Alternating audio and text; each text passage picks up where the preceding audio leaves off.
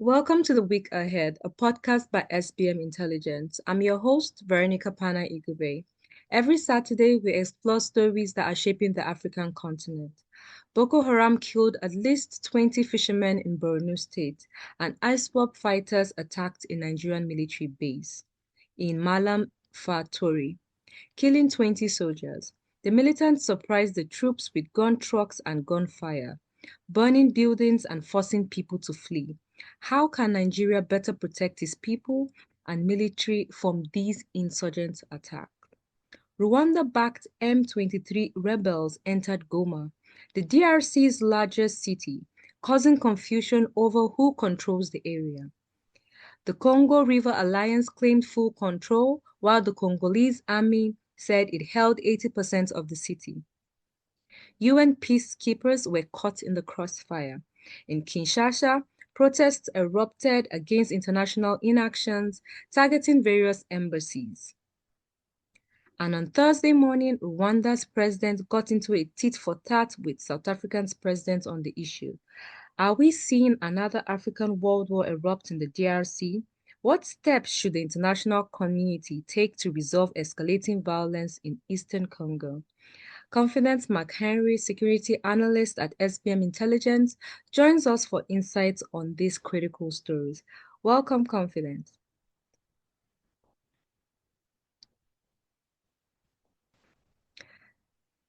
So, Confidence, this week in Borno State, we witnessed two bold attacks, one targeting 20 fishermen by Boko Haram and another on the military base carried out by ISWAP.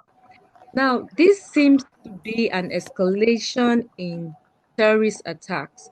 What factors do you think are causing this surge, and why has Nigeria been unable to put an end to these attacks in the state?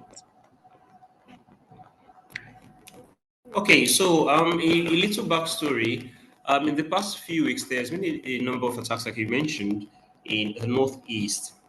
So the Boko Haram insurgency, unlike what successive Nigerian governments, at least since the Buhari administration, has tried to tell people, it's not the last kiss of a dying horse, so to speak. It's a full-fledged active insurgency whose overall effect in terms of expansion, in terms of its impact on the generality of the sub-region is being blighted by the fratricidal war between the two most dominant Boko Haram factions. We're talking about the Abubakar Sheko allied JAS faction as well as the uh, Islamic State of West Africa province that is the local affiliate of the Islamic State Central.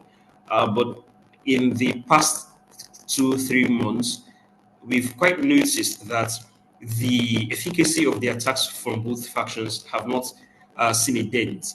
Despite the frequent clashes between both groups, they've been able to stage attacks randomly on civilians as well as military targets. I think it was a few years ago rather. I think this September will make it 4 years since the Nigerian military decided to draw down the generality of its counter-terrorism operations in the northeast and then moved the theater to the northwest and the north central because they judged in a way that the northwest and the north central holds much more security challenges than the northeast. So what that thing did was it left northeast theater with only a light contingent whose efficacy has only been briefed by the civilian JTF, and as a result, the insurgents have taken advantage of the security gaps that exist, and they've attacked civilian forces indiscriminately. And in the past few years, they've also upped the ante on attacks on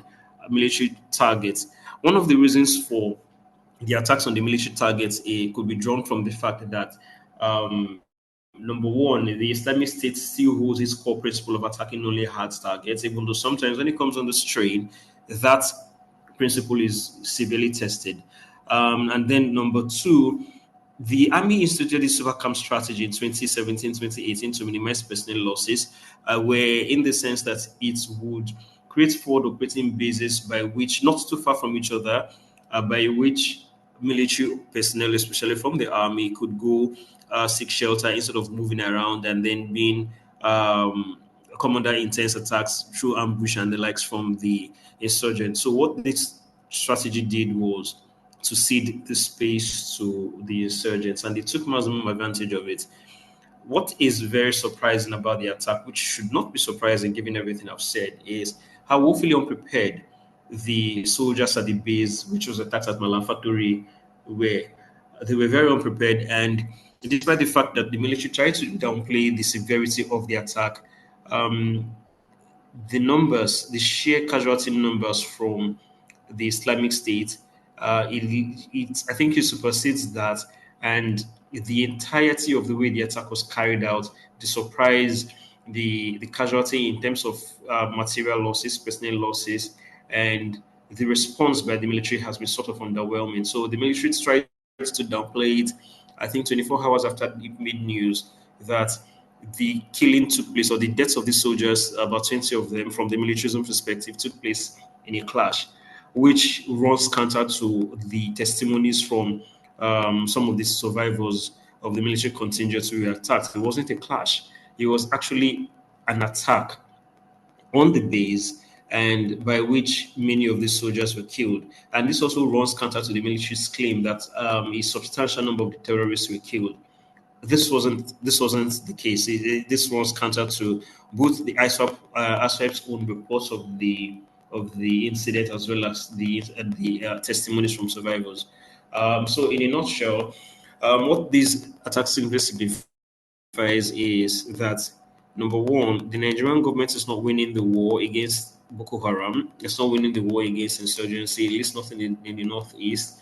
And despite the fractious nature of the civil war between both Boko Haram factions, it hasn't really impaled on their ability to carry out attacks. It may have impaled their abilities in 2021 or 2022 or 2023, but 2024 was an ascendancy year for the GAS faction. And towards the end of the year, the Islamic State got a boost. And this January, we've seen at least 2 to 3 attacks on military targets.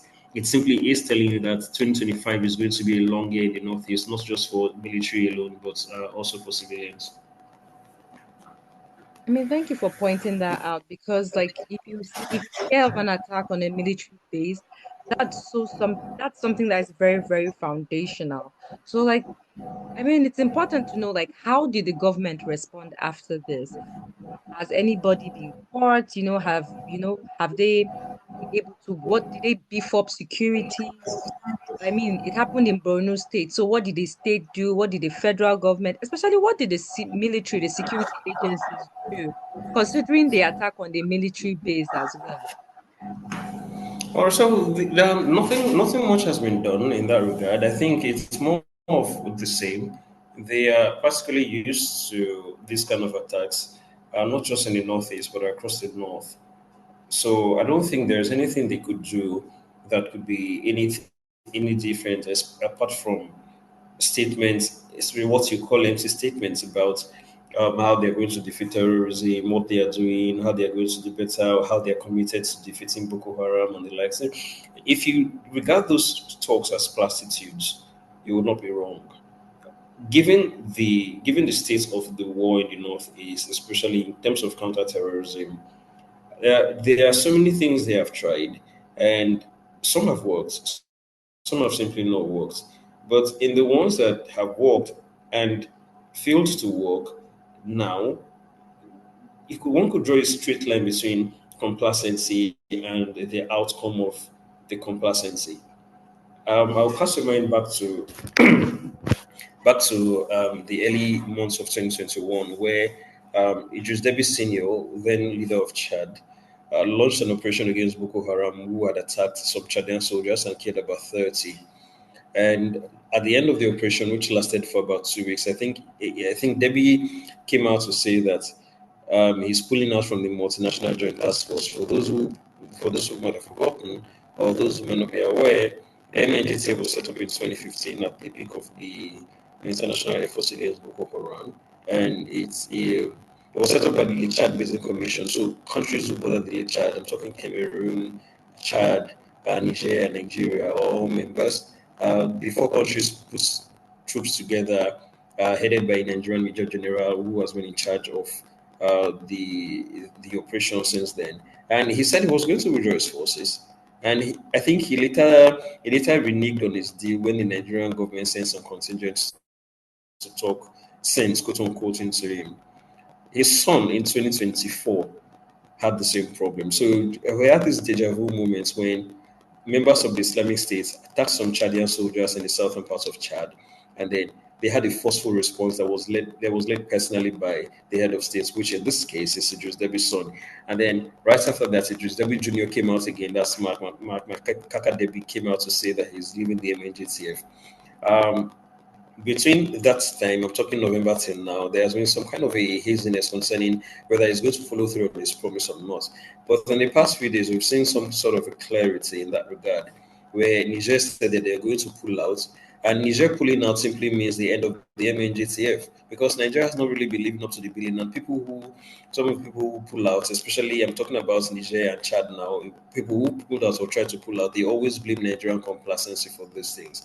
There might be, yeah, of course, there's the need to be, there's the temptation to be patriotic and say, no, Nigeria is not the one at fault and everything. But we have to take into account that among these countries, the country who suffers from the bulk of these attacks the most is, in terms of Boko Haram or respect to Boko Haram, is Nigeria. So if other countries are not pulling their weight, it's up to the Nigerians to call them and say, "You're not pulling your weight. I need you guys to do more than you're doing."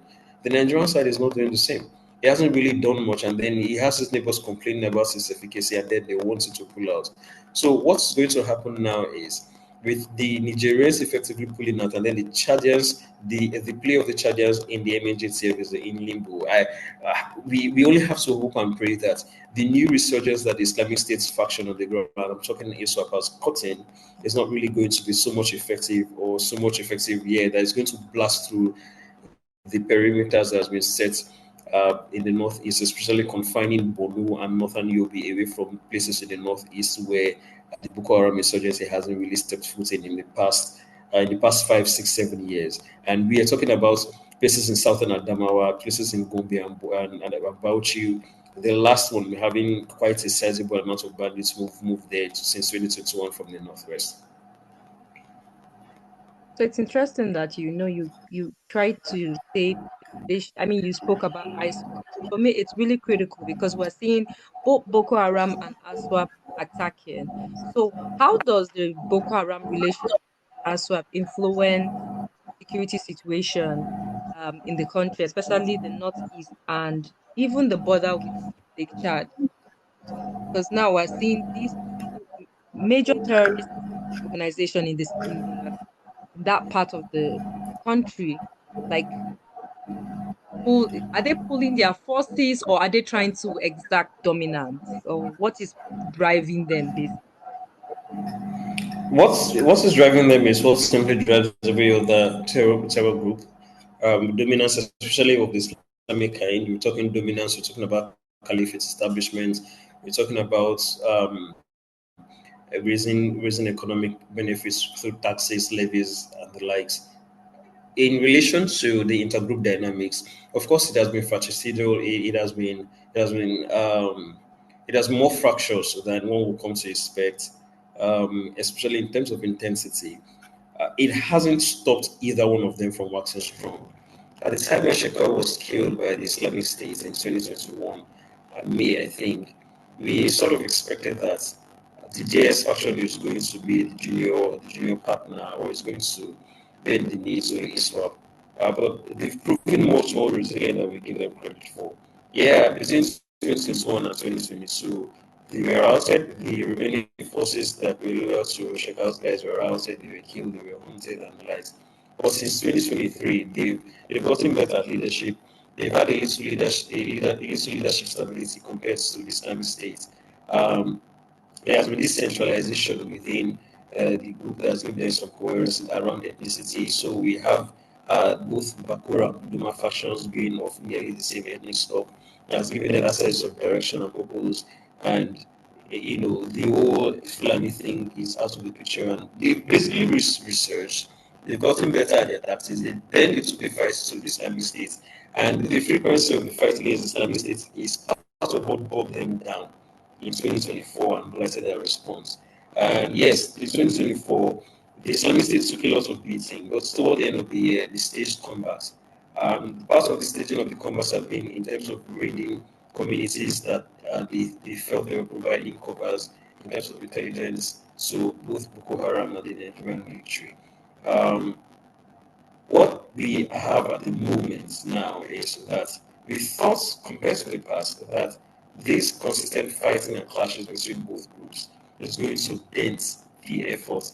But I think that the fact that they are still able to carry out successful attacks despite the ongoing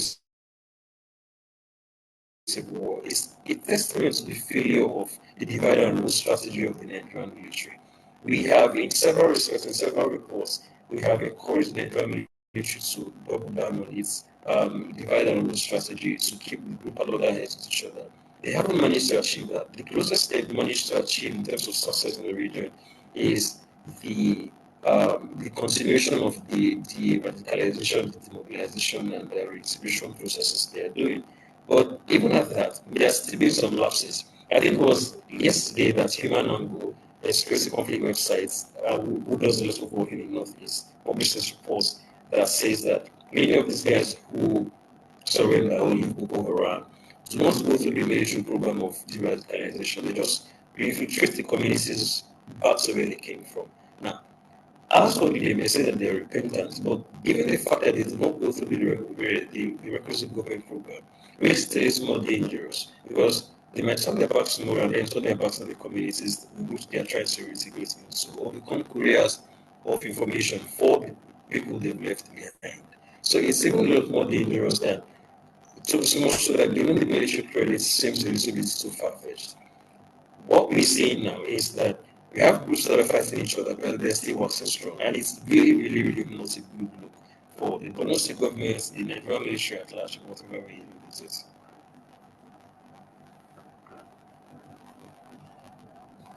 So let's move over to DRC. I mean, we are getting news from the attacks in Goma. So just give our listeners like a breakdown of what is happening, so they can get a clearer picture of what is happening with DRC. Right. So since 2022, the M23, the March 23 rebels have been pushing to take towns in the Eastern Democratic Republic of Congo. For those who may not be familiar, the M23 are a rebel group of Congolese Tutsis who they used to be part of the Congolese army, the FARDC, and they either left or were expelled uh, because for some disagreement and what they term as mistreatment from the hands of the Congolese government, I think based on their ethnicity, that they are Tutsis. And they found patronage and support from Rwanda, not just from Rwanda, but the Rwanda Patriotic Front, which is now the ruling party in Rwanda, which has been the ruling party in Rwanda since 1995, 1996. So since 2012, they've been waging wars against the Congolese army in Eastern DRC. Um, Between 2012 and 2017, they captured a couple of towns, but they were driven out. I think before 2025, it was in 2012 that they captured Goma, which is the capital of the North Kivu province. But they were driven out, given due to a consortium of international forces. I think led by the East African community as well as supported by the international community. But ever since 2022, there have been series of failures of implementation of peace deals, belligerencies, claims, counterclaims, attacks, and the likes by between Kigali and Kinshasa, and it has reached a boiling point where the M23 has not only increased in strength, but they've also increased in numbers. At the moment, the last time I think the United Nations did an assessment of the group's capacity, they had about 3,000 fighters. At the moment, they've doubled their size. They now have about 6,000. They have people, they have children within their ranks who sometimes are forcefully conscript through local taxation of villages, and then nowadays the attack on the DRC is mostly being sponsored by Rwandan Democratic Forces, the RDF, which at the moment the United Nations estimates that there are about 3 to 4,000 Rwandan troops at the moment in who are providing both combat and logistical support to the M23. They've seized a couple of towns, mostly in North Kivu. At the time of recording, they've moved to seize the capital of South Kivu. They currently occupy more than 80% of Goma, which is the capital of North Kivu province. Yeah, so that's pretty much a synopsis. It has led to what is it called now? Should I say rupturing of relations between Congo and Rwanda? The DRC accuses Congo of supporting these groups, and then the Rwandan government under Paul Kagame also accuses the DRC of not putting its house in order, and then providing support from the FDLR, a Congolese Hutu organization, which has been accused by the Rwandan government of making incursions into Rwandan territory and attacking Rwandan democratic forces. So it's been this tit for tat: you support my enemy, I support your enemy, and then they've been going at it for quite a while. So at the moment, we have United Nations forces under MONUSCO, which are based in the Congo. We also have forces from the East African Community, led by Kenya and Rwanda. Then we also have forces from the SADC, which were called in by the government of Felix Tshisekedi in Kinshasa to help against the M23. These are forces from Malawi, forces from South Africa, Zambia, and the likes. So that's just a brief synopsis of the play at the moment. Thank you for that, for that detailed explanation on the situation in the DRC. But we saw earlier today, we saw a conversation between Paul Kagame and the president of South Africa. Do you think Hmm. that would also fuel or escalate the situation that is going on? Or what do you think the outcome of that altercation will be, or kind of disagreement or back and forth, I may say? I think it has a potential for an escalation. Paul Kagame said it's in no uncertain terms that if South Africa wants an escalation, Rwanda is ready for it. To provide a little bit of context, I said earlier that there are South African forces in the DRC. A few days ago, about 13 peacekeeping forces were killed. There were some people from Uruguay, they were killed, some people from Malawi, but I think the bulk of the fighters were from South Africa. And Kagame said he had a call with President Ramaphosa of South Africa and then discussed one thing, and what the South African media, as well as their own presidents in Cyril Ramaphosa were reporting is a different thing. So he tried to lay out the facts, and one of them that stood poignant was that the SADC forces in Congo are not there for peacekeeping. They were there at the invitation of the government to fight against the rebels. So he sees them as a belligerent force who uh, who are fair and legitimate targets. But he said I think they had an agreement that since they are stuck in places that have come under rebel control, that they are going to give them aid in terms of electricity, food, and they'll be allowed to keep their weapons until they're evacuated. So this has a potential to escalate, and Paul Kagame is not really backing down, despite the fact that his European partners, in terms of France and parts of the EU, has withdrawn support from him through cutting off funding and aid, and they're not talking about it anymore. I think he feels energized because he thinks he has the upper hand. And to be fair, he does have the upper hand because his government support for the M23 has enabled them seize a sizable number of towns. I should mention that Goma was seized.